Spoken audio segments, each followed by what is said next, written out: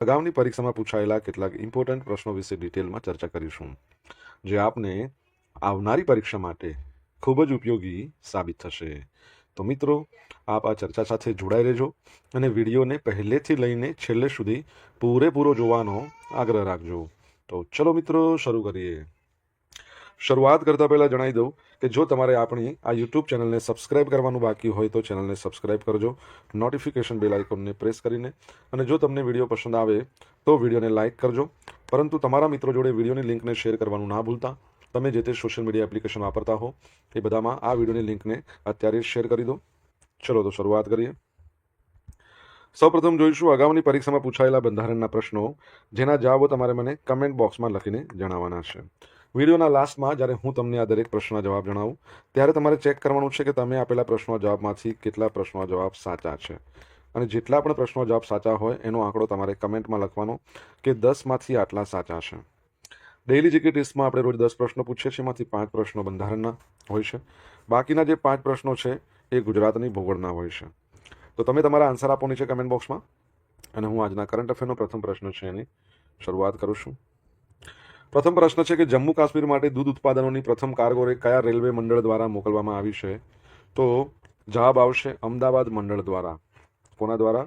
અમદાવાદ મંડળ દ્વારા. તો પશ્ચિમ રેલવેના અમદાવાદ મંડળ છે એને એક મહત્વપૂર્ણ સિદ્ધિ હાંસલ કરતા ગુજરાતથી જમ્મુ કાશ્મીર માટે દૂધ ઉત્પાદનોની પ્રથમ કાર્ગો રવાના કરી છે.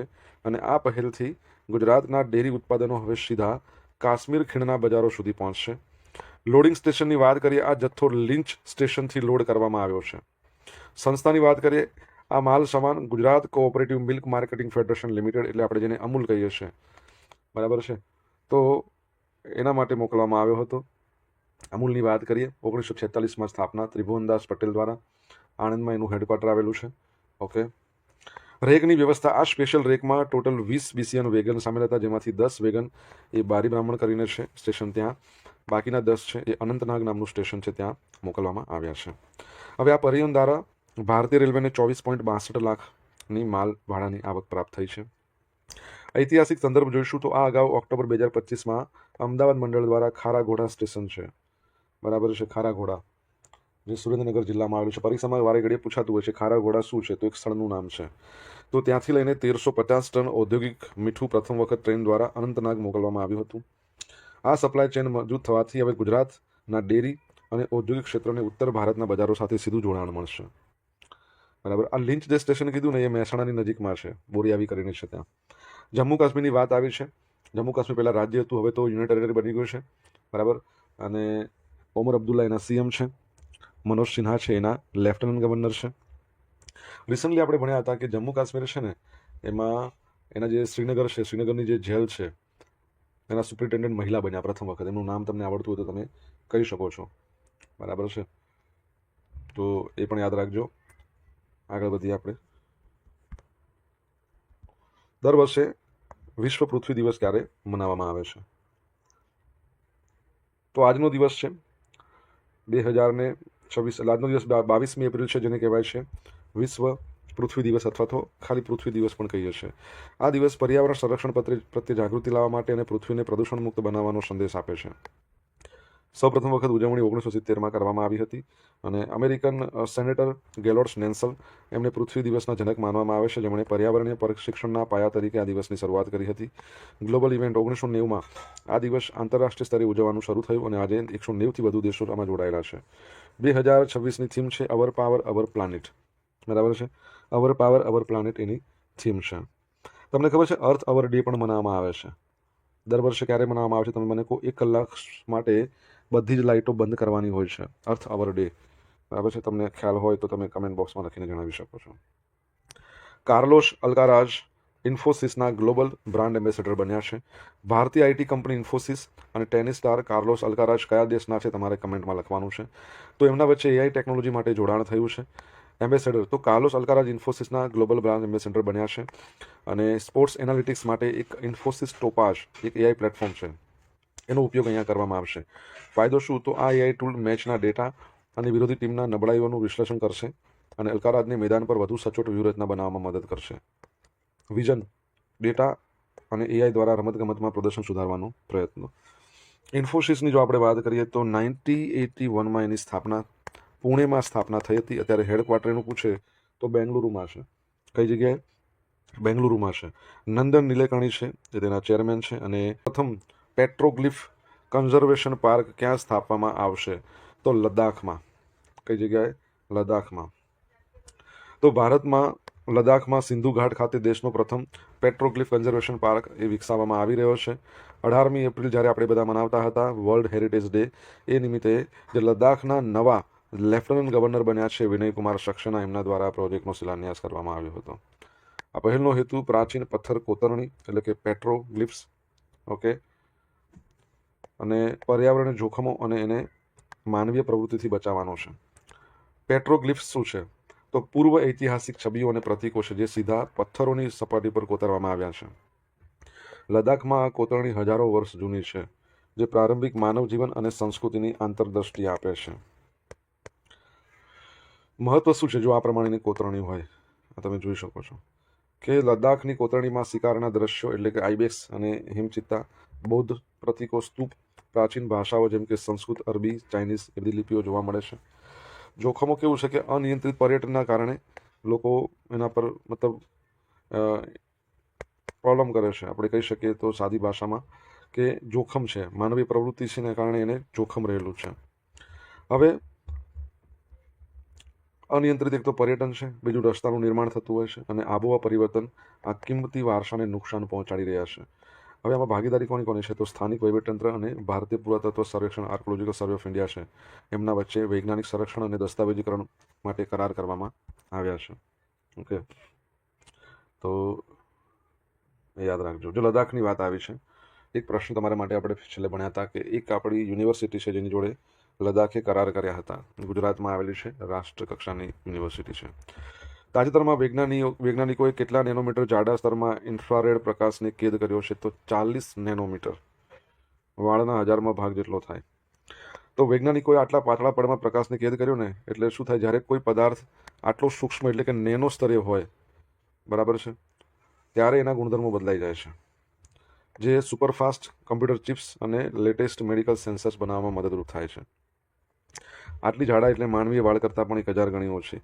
પોલેન્ડની યુનિવર્સિટી ઓફ વોર્સોના સંશોધકો દ્વારા સંશોધન કરવામાં આવ્યું છે. મુખ્ય સફળતા અને ટેકનોલોજી. પ્રકાશનું કેદ થવું. સંશોધકોએ સબ વેવલેન્થ ગ્રેટિંગ નામની રચનાનો ઉપયોગ કર્યો, અને હવે પટ્ટીઓ જે હોય છે એને જે પ્રકાશની તરંગ લંબાઈ છે એમાં એના કરતાં પણ નજીક પટ્ટીઓને ગોઠવામાં આવે ત્યારે એમાં એ અરીસા જેવું કામ કરે, એટલે પ્રકાશ અંદર કેદ થઈ જાય. એમઓએસીટીનો ઉપયોગ. આમાં મોલીબ્લેડમ ડિસેલેનાઇડ પદાર્થ વાપરવામાં આવ્યો છે, જેનો વક્રી ભવનાંક છે ને એ ખૂબ જ ઊંચો છે, એટલે પ્રકાશની ગતિને નોંધપાત્ર રીતે ધીમી પાડી દે. ઉર્જા રૂપાંતર. થર્ડ હાર્મોનિક જનરેશન પ્રક્રિયા દ્વારા ઇન્ફ્રારેડ પ્રકાશને વાદળી પ્રકાશ, દ્રશ્યમાન પ્રકાશમાં રૂપાંતરિત કરવામાં આવ્યો છે. તમને ખબર છે ને કે સફેદ પ્રકાશ છે એ કેટલા રંગોનો બનેલો છે? 7 રંગોનો. કોઈને આવડે છે? શોર્ટમાં આવડતું તો શોર્ટમાં કહો, ફૂલ આવડતું તો સરસ કમેન્ટમાં લખ્યો. હવે દ્રશ્યમાન વાદળી પ્રકાશમાં રૂપાંતરિત કરવામાં આવે છે, સામાન્ય કરતાં 1500 ગણી વધુ કાર્યક્ષમતાથી ધરાવે છે. ઓકે. એપલના નવા સીઈઓ જ્હોન ટર્નર્સ, એપલ ઇન્ક, એના દ્વારા સત્તાવાર જાહેરાત કરવામાં આવી કે જ્હોન ટર્નર્સ છે એ કંપનીના આગામી સીઈઓ બનશે, ચીફ એક્ઝિક્યુટિવ ઓફિસર. તો 1 સપ્ટેમ્બર 2026ના રોજ ટીમ કુકનું સ્થાન લેશે.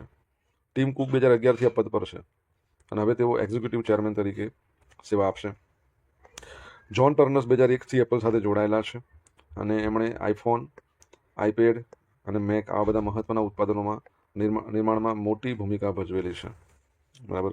એપલની વાત કરીએ 1976માં એની સ્થાપના સ્ટીવ જોબ, બરાબર, પછી સ્ટીવ વોઝનિયાક અને રોનાલ્ડ યાન, આ ત્રણેય જણાએ ભેગા થઈને સ્થાપના કરી હતી. મિસ ઇન્ડિયા વર્લ્ડ 2026નો તાજ કોણે જીત્યો છે? તો સાધ્વી સતીશ સૈલ, બરાબર છે. તો ગોવાની મોડલ છે ને સાહસિક એટલે એન્ટરપ્રેન્યોર છે. સાધ્વી સતીશ સૈલને ફેમિના મિસ ઇન્ડિયા પેઝન્ટની 61મી આવૃત્તિમાં મિસ ઇન્ડિયા વર્લ્ડ 2026 તરીકેનો તાજ પહેરવામાં આવ્યો છે. આ ભવ્ય સ્પર્ધાનું આયોજન ભુવનેશ્વર ખાતે કરવામાં આવ્યું હતું. વિજેતા સાધ્વી સતીશ સૈલ ગોવા, રનરઅપ મહારાષ્ટ્રના રાજનંદિની પવાર આ સ્પર્ધામાં ફર્સ્ટ રનરઅપ રહ્યા હતા. સાધ્વી વિશે તે માત્ર મોડલ નથી, પરંતુ બાંધકામ અને વિકાસ એટલે કન્સ્ટ્રક્શન અને ડેવલપમેન્ટ ક્ષેત્રે એક કંપનીના સહસ્થાપક છે. તેમણે કેલિફોર્નિયા બરીટો આવી બધી બ્રાન્ડ્સ માટે કામ કર્યું છે. અનુભવ. તેઓ પોતાની જીત પર ખુશી વ્યક્ત કરતા જણાવ્યું કે આ પ્રવાસ માત્ર જીતવા માટે જ નહીં, પરંતુ મિત્રતા અને સામૂહિક વિકાસ માટે હતો. તમને ખબર છે ભારતની અંદર પ્રથમ મિસ વર્લ્ડ કોણ બન્યા હતા? 1966માં બન્યા હતા. નામ ખબર છે? ભારતમાં પ્રથમ મિસ યુનિવર્સ કોઈ પૂછે તો 1994માં મિસ યુનિવર્સ ભારતમાં સુસ્મિતા સેન. અને મિસ અર્થ તમને પૂછે ભારતમાં પ્રથમ 2010માં નિકોલ ફારિયા. બરાબર છે, તો એ પણ યાદ રાખજો. છેલ્લે આપણે ભણ્યા હતા કે મિસિસ યુનિવર્સ ભારતમાંથી બન્યા પ્રથમવાર શેરી સિંહ, મિસિસ યુનિવર્સ, એ પણ યાદ રાખજો. માર્ચ 2026માં ગુરુગ્રામ ભારતનું સૌથી પ્રદૂષિત શહેર. Centre for research on energy and clean air છે. એના તાજેતરના અહેવાલ મુજબ ભારતના શહેરોમાં વાયુ પ્રદૂષણની સ્થિતિ નીચે મુજબ છે. સૌથી પ્રદૂષિત શહેર ગુરુગ્રામ. પાર્ટિક્યુલેટ મેટર 2005નું સ્તર 116 માઇક્રોગ્રામ મીટર ક્યુબ છે. વાર્ષિક પ્રદૂષણની વાત કરીએ, ગાઝિયાબાદ સમગ્ર વર્ષ દરમિયાન સૌથી વધુ પ્રદૂષિત શહેર રહ્યું. અને આપણે રિસન્ટલી ભર્યા હતા આઈક્યુએરનો રિપોર્ટ આવ્યો હતો, જેમાં ગાઝિયાબાદનું લોની શહેર સૌથી પ્રદૂષિત શહેર છે. તો મને કોઈ દેશ કયો હતો જે સૌથી વધારે પ્રદૂષિત હોય? ચલો એ પણ તમને આવડશે. એ છે પાકિસ્તાન. તો ભારત કયા નંબર પર હતું એ જણાવો. હરિયાણાના ટોચના 10 પ્રદૂષિત શહેરોમાં હરિયાણાના 4 છે. ગુરુગ્રામ છે, ફરીદાબાદ, બહાદુરગઢ અને માનેસર. શ્રેષ્ઠ ઉદાહરો દહેરાદૂન છે, એના PM10માં 75% ઘટાડો. સૌથી વધુ વધારો વિશાખાપટ્ટનમમાં 73% પ્રદૂષણ વધારો. દિલ્હીમાં PM10ના સ્તરમાં 17% ઘટાડો. એનકેપના 7 વર્ષ નેશનલ ક્લીન એર પ્રોગ્રામ, એના પરિણામો મિશ્ર રહ્યા છે. ઉત્તર પ્રદેશમાં સુધારો થયો છે. ઓડિશા અને આંધ્રની અંદર પ્રદૂષણ વધ્યું છે. બરાબર છે.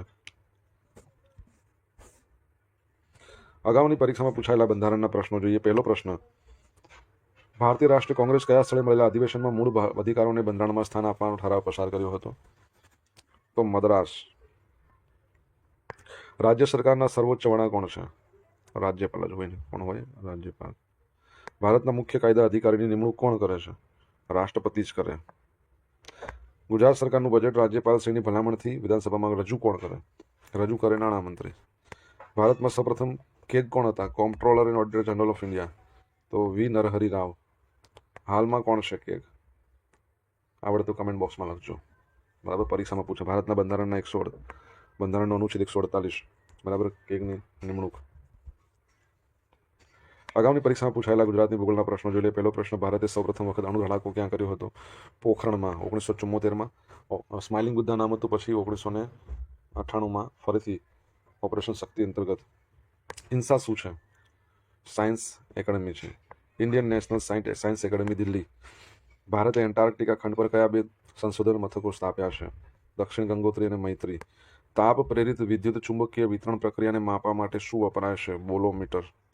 કયા વૈજ્ઞાનિકે પ્રવાહી ઇંધણનો ઉપયોગ કરી રોકેટને સૌપ્રથમ અવકાશમાં છોડી બતાવ્યું? Robert H. ગોડાર્ડ. હવે મિત્રો જોઈશું ગઈકાલે પૂછેલા પ્રશ્નનો જવાબ. પહેલો પ્રશ્ન, એપ્રિલ 2026માં ગુજરાત કેડરના કેટલા અધિકારીઓની કેન્દ્રમાં સંયુક્ત સચિવ તરીકે નિમણૂક થઈ? તો 4. તાજેતરમાં મેઘાલય સરકારે કઈ 2 ભાષાઓને સત્તાવાર ભાષા તરીકે માન્યતા આપી? ખાસી અને ગારો. પરીક્ષા માટે બહુ અગત્યનો ટોપિક છે.